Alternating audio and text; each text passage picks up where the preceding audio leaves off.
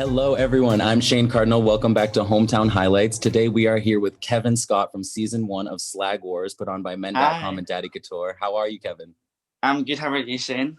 I'm doing good. I'm excited that I'm doing these interviews, and you're my third or fourth one, so I'm pretty stoked. How is it over in Aberdeen? It's cold. It's cold. It's about probably like 50 or something here. But well, it's like 2 degrees here just now. I don't know the difference between. Oh, neither do I. It's okay. So tell me a little bit about yourself and tell me about what you do for work, what your career is, and lead us up to how you met the girls and being on the show. Okay, so I'm 25. I'm from Aberdeen. I work in a supermarket and I've worked there for like 7 years now. So okay, it's all right, but it's a bit tedious sometimes. And how I met the girls, well, basically when Rebecca Moore bought Daddy Couture, I actually commented saying that I would love to model, and this was maybe back in January, I think. And then she followed me and was like, oh, the shoots are in London, would you travel? I was like, yeah, totally, I would. And then obviously like COVID came and etc. And then but we still she still like kept in contact. But then when maybe it was about June or something, she messaged me saying, I've got something big coming up. Look out for your DMs. And then Daddy Couture messaged me and said, Rebecca wants you on the show. And I was like, well, I'm going to do it. Of course, yeah. In the show, you say you're from a small town, and there wasn't I'm sorry, you corrected it. You're a small city before it comes from you. You're from a small city in Scotland? Yeah. And you said there was no gay scene. Just describe what it was like growing up gay then. I did get judged in that. I think that you're always going to get that, especially like I came out when I was like 15, 16. So you're always going to get, I think it's much better now, but obviously Aberdeen is like, I mean, you don't really see much people walking down the street like a fur coat and a neon top, but I've never really cared what anyone thought about me. So, and there's one gay bar, but it's like nothing. It's not like you see like cities like Glasgow and Scotland, like they've got like a pretty big gay scene. Okay. Compared to Aberdeen, there's not really much going on. Like where I'm from like the suburbs outside of Boston. So there's a couple clubs in Boston and then the other states like Rhode Island, but nothing really in my city. So it's I kind of feel that same way when I walk around, like I'll wear something flashy. This isn't flashy, but like to most people around here, that's a little flashy or like a crop top. And I'm like, all right, someone's going to give me a hate crime today. Yeah, but I don't care. I'm just like, whatever. So I've asked most of the other contestants and people what slag meant, but they're not from the UK and you are. So I'd like, what does slag mean to you? The actual definition and being on the show, being a slag and a cock destroyer. Describe that for me. Well, I think the word slag is usually used as like, not in a good way. It's like, oh, you're a slag, like that kind of word. Yeah. So I think that it's like, like a slut, a whore, like the same aspect of that, but it's not used in like that kind of good way. So like I think that's what the show is obviously doing, because like it's obviously about sex positivity and like who you are as a person. So I think that's why they're rebranding the name Slag, and I think they're doing it well. I like that. It's kind of like saying faggot. It's like you call each other, or like cis and girl, like it's just taking back the words to mean something different. Exactly. I think it's definitely the way that somebody would use it, because because Nicky, she uses the word faggot quite a lot, and like where we're from in Aberdeen, we don't use that word. It's quite like borderline. But that's actually why I said that, because she's the one who brought it up to me. She said that it's like the same. But when she uses it, it's fine, because it's in like that's just the way she says it. But I was speaking to her about that, because she was asking, what do you use the word? And we were like, oh, just probably gay boy or something. But do you know what I mean? It's just like that difference. And that's why the cast is so different, because we're all got our own things. I love that. Everyone seems to have their own walk of life. And that's what was so great about men.com and Daddy Couture for bringing this all together, was that you guys are all from different races, different pronouns, genders, all that. It's amazing. Yeah, it's great. So speaking of coming from all different walks of life, in the first episode, which we will play a clip from that in a little bit, but in the first few minutes of the first episode, after the poll challenge, Nicky and you are seen sitting there talking, and she calls you out for not having been in sex work, and she asks you, why are you on the show? And I wanted to know, because I noticed there was a divide between some people online. Oh, Kevin Yeah, threw I her seen under the that. bus. Oh, she shouldn't have said that. It Yeah. was. So what are your thoughts? Do you think she was trying to be rude, or? I don't think she was being rude. I think she was maybe, I mean, we've obviously got past that now, but I think she Yeah. probably had a point in some aspect because, you know, I'm just coming here as a super fan. I'm not really, I don't have any knowledge. Not that I don't have knowledge. I don't do any sex work. Yeah. She's probably thinking, why is this kid coming here? Do you know what I mean? And people probably will Yeah. think that, but at the same time, I don't think, I didn't think, and I don't think you need to be a sex worker to be a cot destroyer. So, as I said, so. And that's why I was actually super excited to bring that question up in that point, not even to stir the little drama and talk about the moment, but more so because like me doing these interviews, like me, I'm not a journalist. I mean, I would say I am now doing this, but I feel like seeing you, I resonated and connected because hearing Sophie talk about what a cock destroyer is and then seeing you say, I don't think I need to be in sex work. It's what's in my heart and how I feel. I feel like that's like I've been walking around for the last couple of days telling my friends, dude, I'm a fucking cock destroyer. Like, well, that's but good then. yeah, I think the other thing is like so like you'll see it as the episodes go on, but obviously I do have an OnlyFans now, so and I just thought, you know, why the F not? You know, I'm working with all this cast that do it and they're doing it so well, so I just thought, you know, I can do it too, and that's what is another good thing from it because it gives you like, I mean, I am confident anyway, but you get even more confident as this has gone on, the experience has gone on. Absolutely. I can even say that myself doing this. By this time, I feel like I'm now just having a conversation with people. It's not so Yeah, stressful. exactly. When I got on the phone with Sophie, I was like, oh my God, this is Oh, I can Sophie imagine. motherfucking Anderson. And then Yeah. she was just like, oh, hi, babes. You're so lovely. I Yeah. was like, oh shit, It's so she's a normal normal. person. Yeah. Yeah. So while we're talking about the show and being a cock destroyer and being a slag, I think it's time that I play a little clip from episode 1, and it's from your challenge with you and Levi. Okay. Well, these ones over here? Yes. I'll get straight to it. I was going to fix the hot tub by going down and twerking my ass. I can't. And cut. I'm not really believing so bad. You in this moment because I think you need to like get him into the vibe. I don't think that the I'm videos like, come on. do that well. Yeah, we didn't have much of a concept. What's said at the end is going perfect. on, even though we had fun doing it. Hopefully they edit it well. Need everyone louder. I mean, the edit, even the video looked better than what it was like on the show. To be honest, it was dramatic. I think it wasn't that bad. And at the end, I cut off the little bit. It was Levi talking, and I agree with what he said. He said Kevin gave 110%. I couldn't give that. So yeah, I feel like you, even though it was a little awkward, you still were doing more and giving more. You just kind of sat there. I think obviously Levi probably didn't feel comfortable, but you know, I was like, you know, I'm here. I'm just gonna just be stupid with it. And I originally had a measuring tape. I think it was on the episode actually.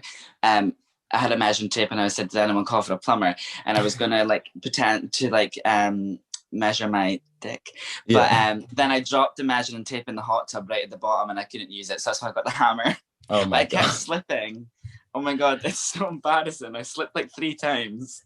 I feel like I would if I made it onto a show like that, or season 2. No, just kidding. That's how I would be. Like I'm hoping if I'm on there that like I would just go for it, because why not? You have really nothing to lose. It's all fun. It's just gimmicky. I feel like if it wouldn't be a show with the cock destroyers if it wasn't a little gimmicky and camp. Yeah, I feel like you have to have serious. that. So I know that you've made some connections with Nicky and some of the other cast members. Is there anybody that you are more friends with, or is it just Nicky?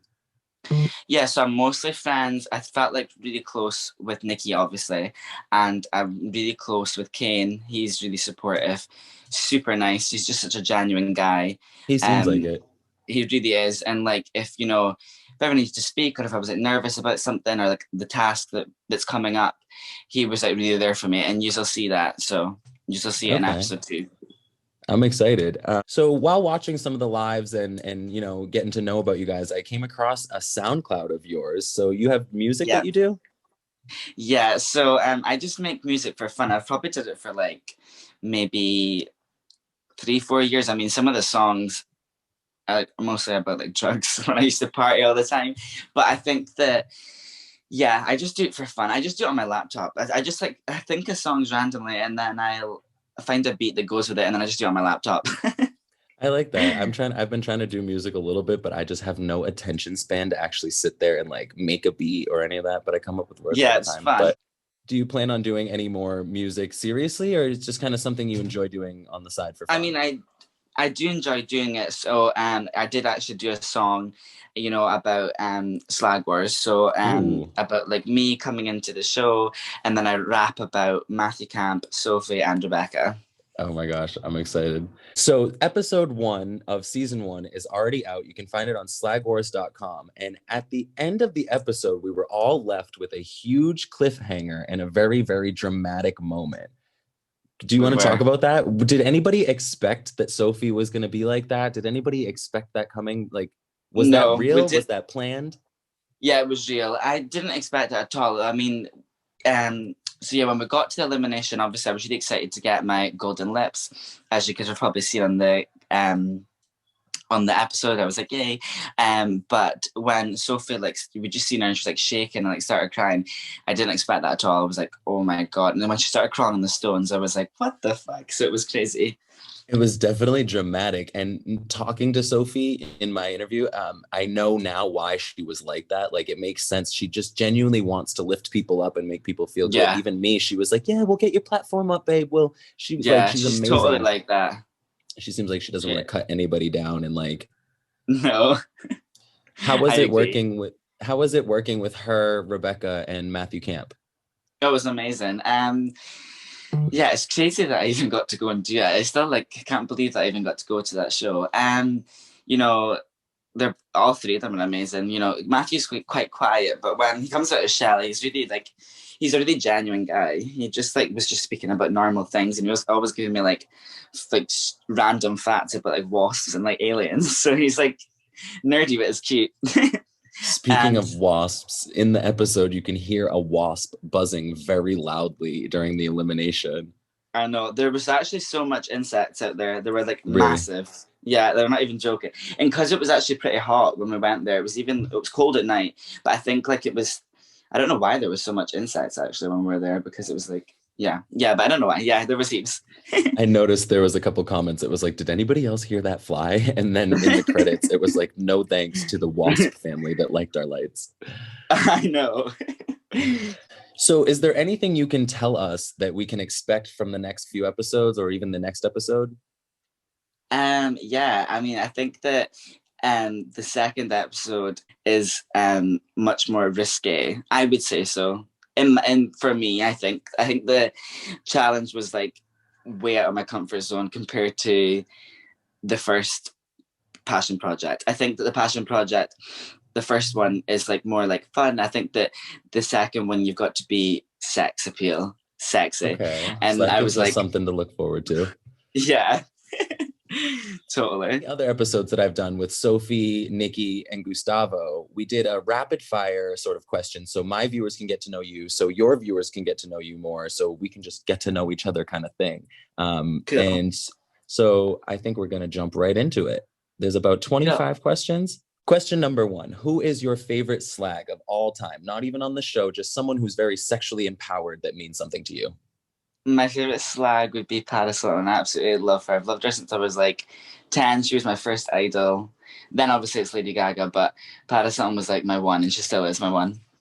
So Paris Hilton, fun fact, it's interesting that you would like Paris Hilton. When I first ever started to do live streams and go on the internet, I was on Periscope, and an account came into my live stream, and it said Paris Hilton, and I was like, no way, that's got to be like a 1 instead of an I, maybe something. No.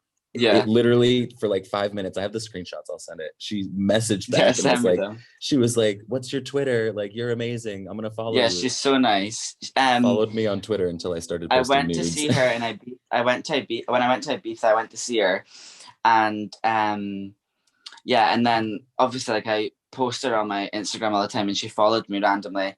Then she DM'd me because I have her aftershaves. She DM'd me, and she was like, send me your address and I'll send you some, but I never got any. Oh my gosh. I was sad. I went, Paris, give me the aftershave, please. That's kind of like how I felt with Chris Crocker, who judges the challenges on the first episode. I messaged him. I'm kind of a fangirl. I was like, "Can I get an autograph?" He was like, "Yeah, sure. What's your address?" Sent him my address. Saw nothing. Well, it's quite funny you said that because I loved Chris Crocker since I was in like high school. We used to listen to his music all the time, like Mind Like Gutter and like all that. So basically, after episode 1, he actually voice noted me on Instagram and was like, just to say lots of love and you did really well in the challenge. I've seen you were trying your best. And I was like, oh, that's so nice of him. That's amazing. He seems like a nice guy. And I feel like our age group viral videos, he was literally, it was perfect to have him be the judge because he was viral video gold. He is the OG of viral video. So moving on to question number 2. What is your favorite song to listen to while you have sex? If I got any sex, I don't get any in Aberdeen. But I don't know. Oh, let me think. I like Kelly Rowland, Kisses Down Low. It's hot, that song. Shut up. That's not 16. That's literally my song that I put on. I can't even believe you put that. That's sexy. Okay. Right, that song's amazing. I like my kisses down. Kisses down low makes me arch my back. Yes. Yeah. All right. Question number 3. Favorite part of being on the show? My favorite part of being on the show, well, actually, there's probably a couple, but even getting to go do the show, making friends from it, and that's including Rebecca and Sophie and Matthew and the producers. Like all of them are like family now, and yeah, I'd say that. All right. What was your least favorite part about being on the show? My least favorite part of the show was probably like at the start because I was like super nervous. Like I was like shitting myself, to be honest. As it went on, like as I did my confessionals and like, well, as the episodes go on, I felt like I was speaking like myself properly. I think if I ever went to do like another TV show of some sort, I know what I'm in for, so I would be okay. Okay. I feel like that with doing these interviews. I wasn't so sure. And now by this one, I'm just talking like it's normal. Yeah. Do you have a favorite book? Actually, the most books I read are normally autobiographies. Like I like the celebrity autobiographies, but I actually haven't finished it yet. But it's called How to Murder Your Life by Kat Murnell. It's really good. Okay. She's like a New York socialite, and she was like addicted to like amphetamine and everything. So it's really good, actually, though. It's interesting. Do you have a favorite TV show? I watch all the Real Housewives. Real Housewives. Oh my gosh! Yeah, I only watched I think Atlanta.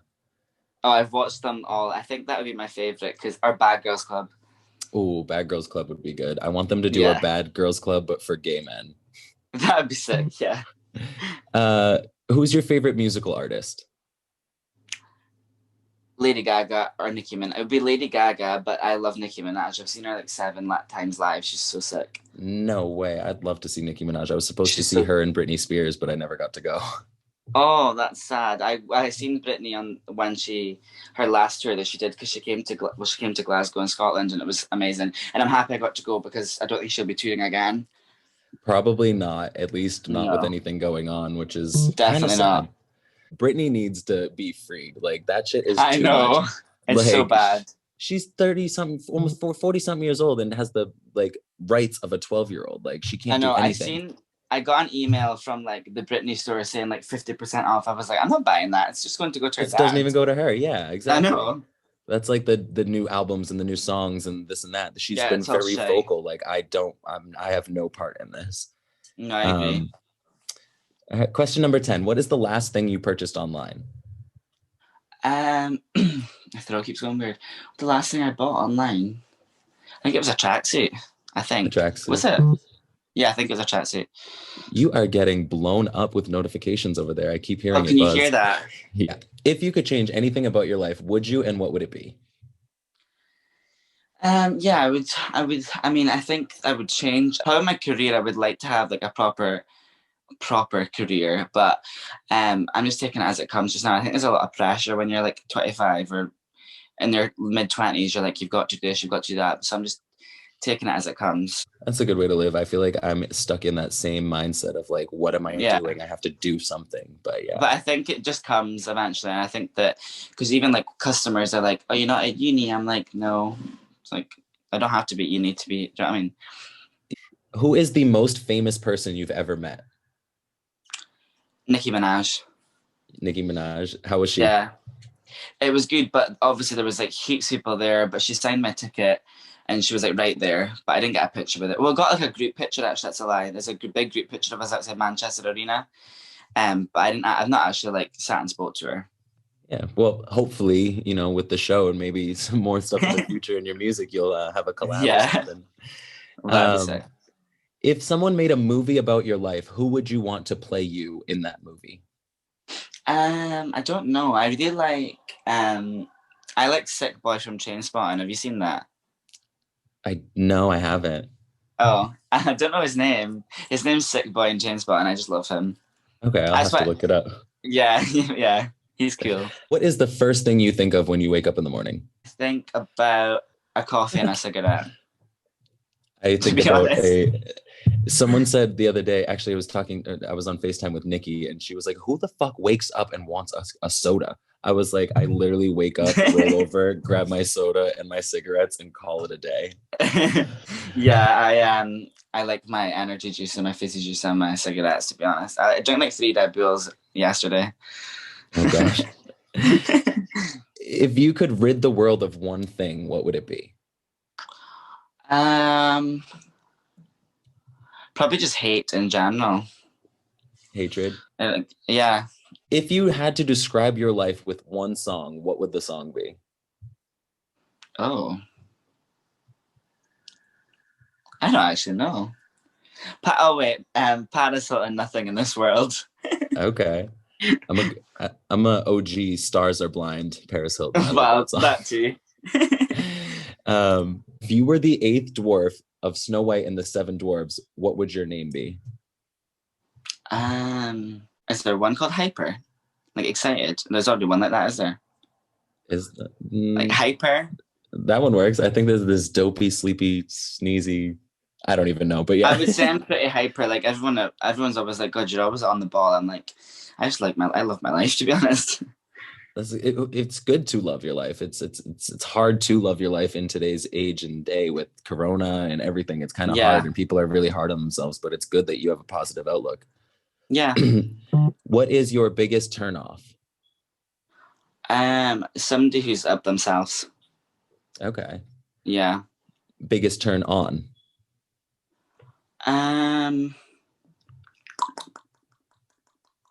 Tattoos and piercings, probably. Nice. I'm already a step ahead of the game. No, just kidding. If you could give your younger self a sentence of advice about life, what would it be? Probably